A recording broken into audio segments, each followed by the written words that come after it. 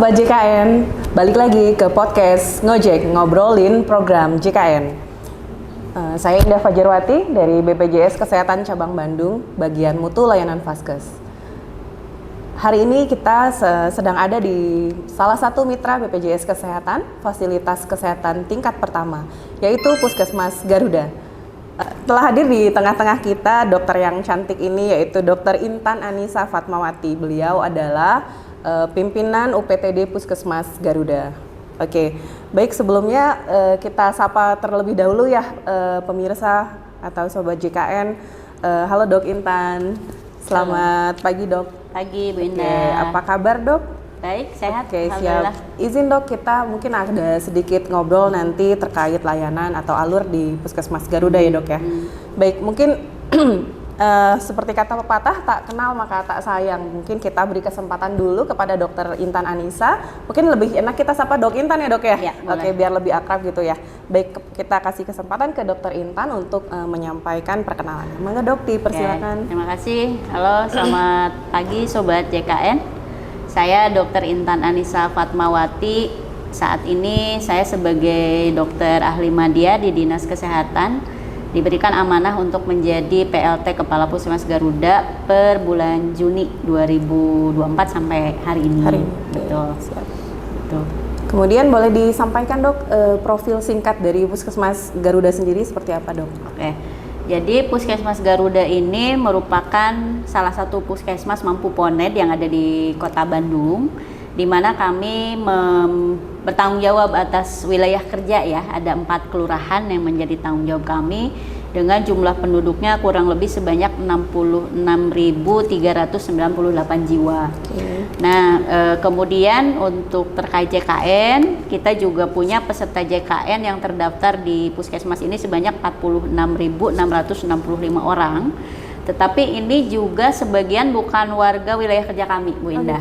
Jadi tapi banyak terdaftar di sini ya Dok? Ya, banyak dari Cimahi, begitu ya, dari kecamatan sebelah yang mungkin memilih kami sebagai PPK 1, karena kan sekarang era portabilitas ya, orang boleh memilih pesertanya ingin terdaftar di mana. Jadi memang ini juga menjadi motivasi bagi kami untuk terus-menerus meningkatkan pelayanan kesehatan ya, karena meningkatkan tadi kepercayaan orang untuk mau mendaftar di sini, begitu Bu Indah. Oke.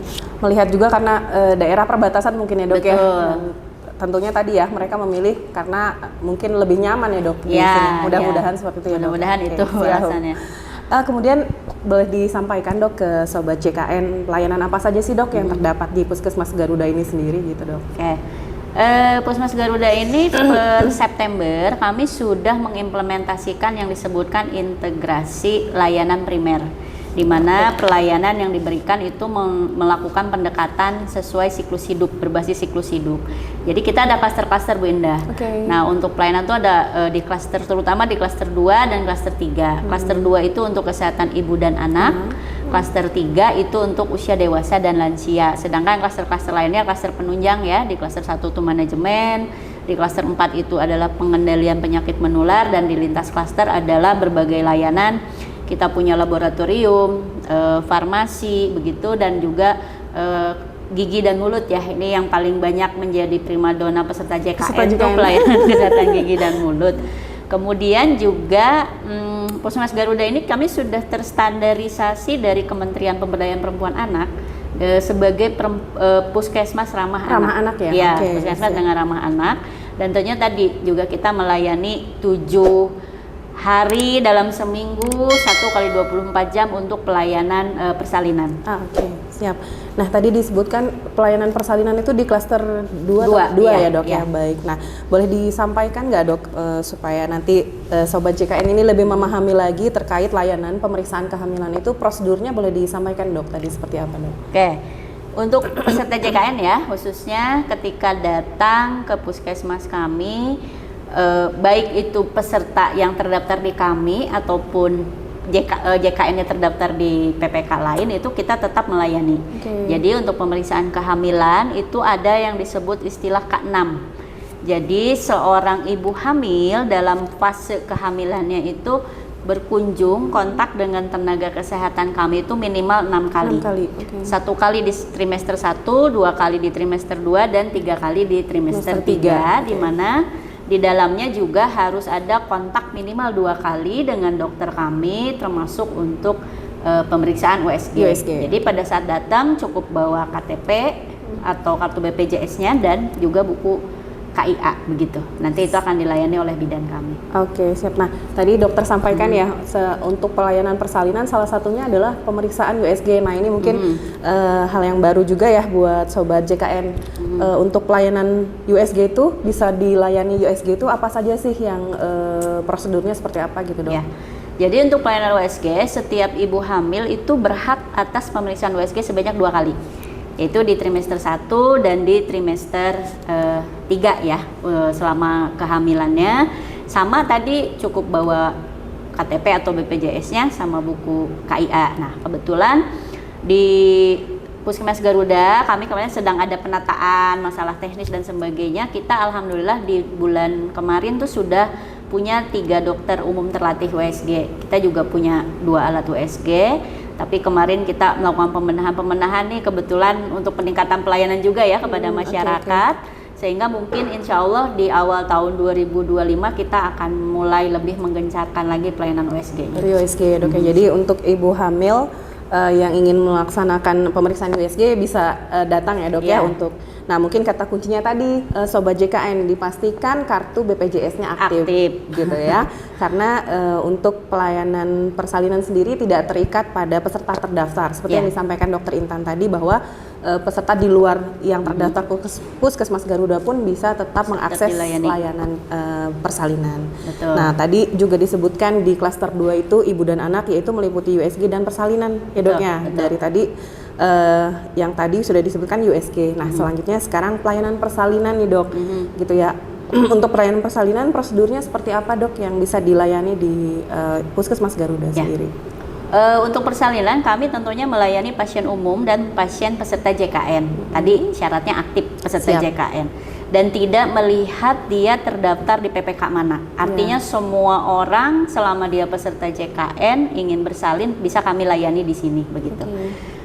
Kalau secara administrasi mah sama ya kayak tadi membawa KTP atau kartu BPJS-nya, buku KIA dan juga mungkin riwayat pemeriksaan kalau dia mungkin diperiksa di tempat lain. Seperti itu.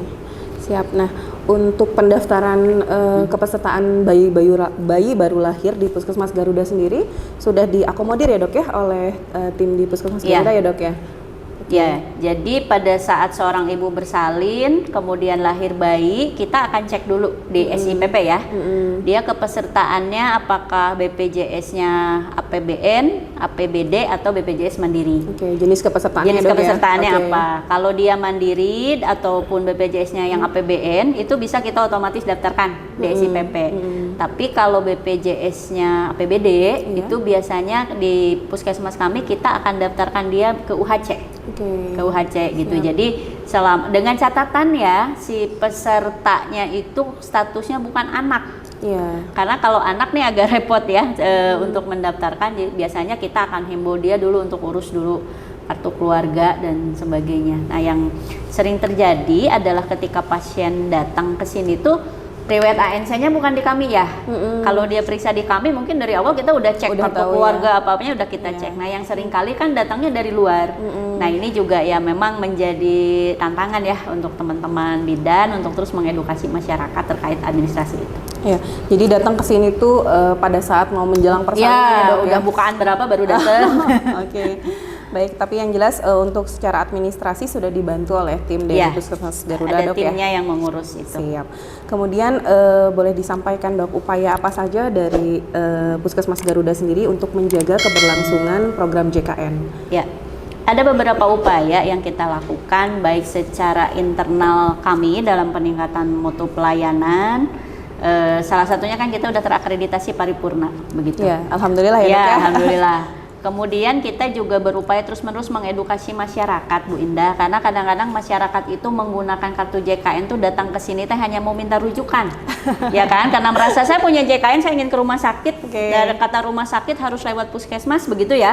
Jadi datang-datang itu minta rujukan. Nah, itu kita terus mengedukasi dokter-dokter kami, perawat kami bahwa untuk pelayanan orang yang sakit, yang memang diagnosa penyakitnya masih bisa diselesaikan di puskesmas, itu tidak perlu dirujuk. Ini juga menjadi salah satu upaya kami untuk menekan angka rujukan begitu ya. Jadi yang betul-betul yang dirujuk oleh dokter kami adalah memang yang membutuhkan penanganan spesialistik atau mungkin secara kompetensi kami itu bukan ranah lagi di puskesmas. Kemudian juga kita juga harus adaptif ya, karena sekarang serba digital. Jadi kami juga turut berkomitmen menerapkan transformasi digital, terutama dalam layanan JKN. Salah satunya kita pernah mendapatkan, alhamdulillah nih dari BPJS kita dapat penghargaan bintang 3 ya. Dari Pak Dirti ya. Dari implementasi P-Care, I-Care sama antrian online. Meski ini juga cukup challenging Bu Indah, karena masyarakat kita itu tidak semua melek teknologi.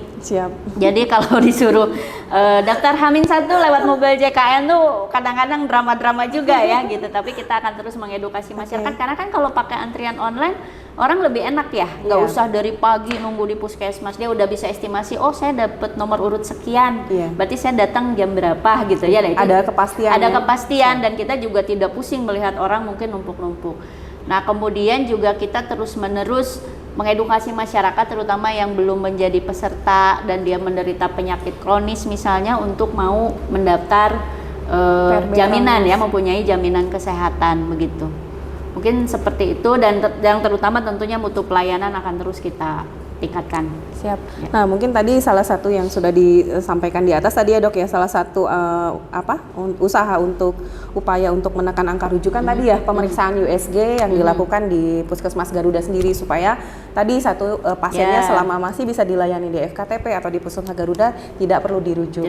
Nah, kemudian tadi yang perlu sama-sama kita edukasi kembali ya Dok ya, bahwa rujukan itu tidak diminta ya Sobat JKN ya, bahwa rujukan itu adalah berdasarkan indikasi medis, hasil dari asesmen atau hasil pemeriksaan dokter di FKTP.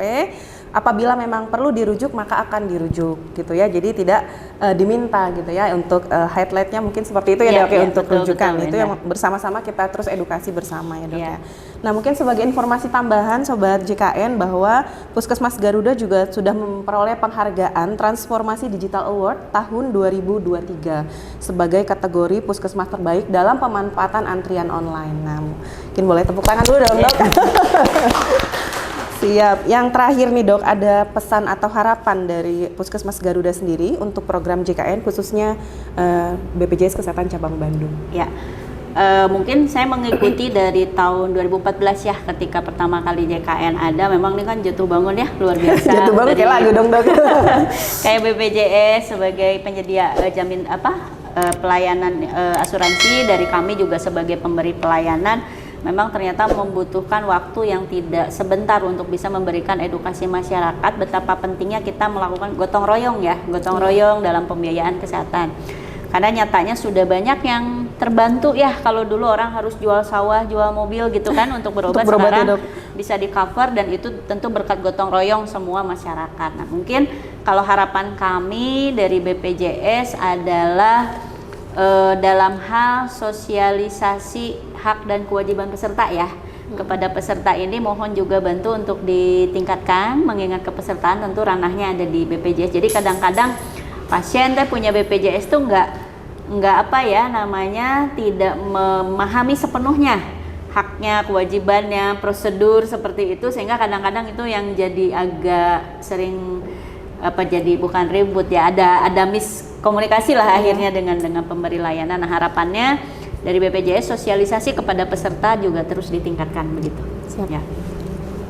Mungkin ada lagi Dok yang akan disampaikan? Ya, mungkin pesannya kepada masyarakat khususnya di Kota Bandung nih, area-area yang dekat Kecamatan Andir, bagi yang akan bersalin jangan ragu-ragu untuk datang ke Puskesmas Garuda, karena kita punya belasan bidan yang kompeten untuk membantu persalinan Anda, terutama peserta BPJS tidak melihat terdaftar di PPK mana, kami akan siap melayani. Selama tadi ya dok ya kartunya Selama kartunya aktif. Tentunya. Oke, selain tadi persalinan juga mengakses USG serta layanan lainnya.